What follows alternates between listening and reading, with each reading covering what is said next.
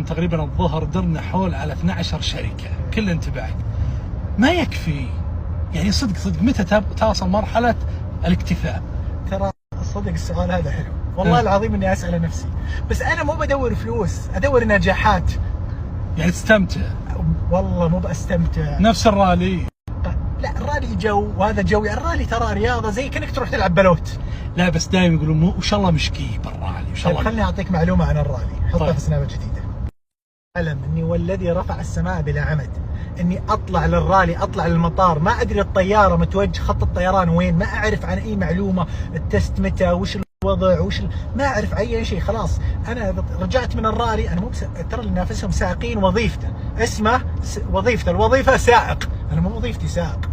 فانا خلص الرالي خلاص انا سائق. ترجع لشغلك على اساس اليوم انا مداوم في المكتب ارجع لشغلي الاساسي، ارجع وقت الرالي، يوم الرالي خلاص يلا بسم الله. قدرت تجمع؟ طيب يعني ما ضاع شغلك وضاع شركاتك؟ لا الحمد لله. يعني انا دوري في العمل، دوري رئيس مجلس اداره. طيب عندك حول 20 شركه، انت رئيس مجلس اداره 40 شركه. ما رئيس مجلس اداره ما له دور تشغيلي، مدير الشركه هو اللي يدير الشركه. انت رئيس مجلس اداره، انت راعي الحلال وتتابع الامور وتوجه، تحط خطط وتشوف التقارير، ويجيني تقرير اسمه والله العظيم والذي رفع السماء بلا عمد اني مره في كازاخستان مسوي اجتماع زوم مجلس اداره وانا رايح البوديوم. طبعا وانا رايح البوديوم حفل الانطلاق، لسه ما بدا الرالي، رايح الحفل. والله اني والله اني بين المراحل، لا خلصت المرحله رايح للصيانه اني اسال وش سويتوا في هذا، كيف الشغل هذا، ترزق الله. يعني كل اجتماع معك ابو محمد تصير مرتبين قبله بشهر شهرين، فانا اقول ما شاء الله شلون يجمع. قد وريتك جدولي لين نهايه السنه. عز الله ما شاء الله، الله يبارك لك ابو محمد. انا اللي ادري ان لك اكثر من 600 محل بالشارع. فكلم واحد قبل فتره يقول لي انا عندي 10 فروع، واحس اني ضارب الجدار لو اكشت لو اسافر شوي. فشلون ابو محمد يسيطر؟ هذا عنده خلل. الرجل اللي ماسك 10 فروع هو بنفسه، هذا هو موظف، هذا مو براعي حلال.